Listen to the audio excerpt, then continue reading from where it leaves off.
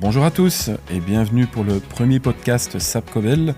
Je me présente, Jonathan Butera, je suis commercial chez Sapcobel depuis 2014 et j'occupe le poste de responsable commercial pour la partie retail et semi-industrie. À côté de moi, mon collègue Frédéric. Bonjour Frédéric. Bonjour Jonathan, bonjour à tous. Je m'appelle Frédéric Rosiello, j'occupe la fonction de technico-commercial dans différents secteurs d'activité comme le retail, l'industrie et la HVAC liée à la récupération de chaleur. Mes 30 ans d'expérience dans le métier et toute notre équipe nous permettent de répondre à chaque défi. Oui, peut-être expliquer aussi en 2-3 mots notre société, Sapcobel. Oui, bien sûr. Donc Sapcobel est une société qui existe depuis 1958. C'est une société, une PME familiale. L'entreprise connaît aujourd'hui la 3e génération de la famille Coppens. Elle offre un mélange d'expérience chevronnée et une approche actualisée aux nouveaux défis environnementaux et législatifs. Nous pouvons dire aussi que nous réalisons des installations en CO2 depuis 2005 déjà. Oui, tout à fait. Donc nous sommes les précurseurs en la matière. Donc les premières installations CO2 ont été réalisées par notre société. Merci pour cette belle présentation de notre société. Alors, qu'allons-nous voir aujourd'hui dans ce podcast? Nous allons parler de comment faire des économies en énergie. D'autant plus qu'au jour d'aujourd'hui, au prix de l'énergie, c'est quelque chose de très important pour nos clients. Effectivement, nous offrons plusieurs moyens pour économiser de l'énergie. Pour ce faire, nous allons parler de 3 sujets. Premièrement, l'engineering.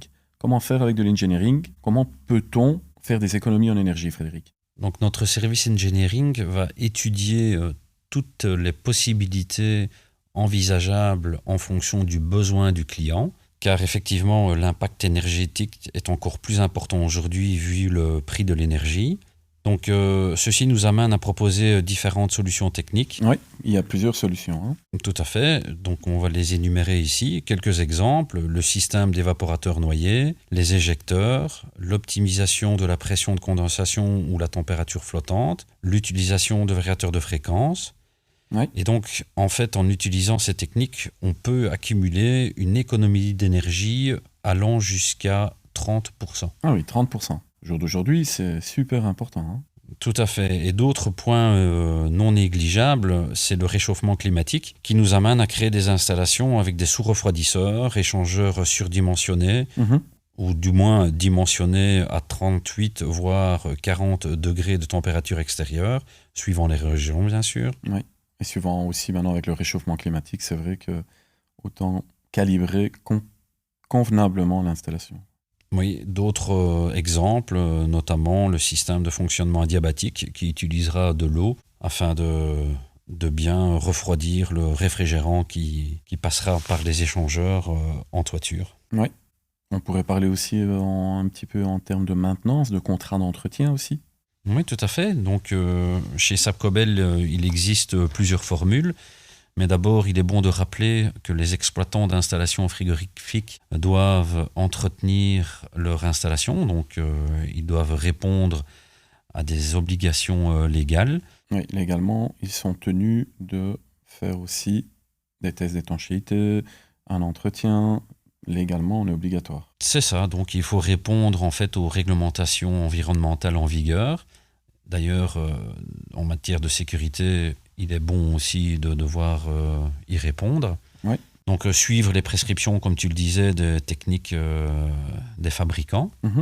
Tenir à jour un livret de bord, susceptible d'ailleurs d'être présenté aux autorités compétentes. Oui, on parle du logbook, logbook digital. On parle bien entendu du logbook. Donc, ces avantages, eh bien, ils sont assez nombreux. Il faut savoir qu'on peut s'occuper de tout, donc vis-à-vis de ces obligations environnementales et législatives, donc la tranquillité pour nos clients. Tout à fait. De manière proactive, nous pouvons limiter aussi, et nous allons limiter les interventions curatives afin de maintenir la chaîne du froid.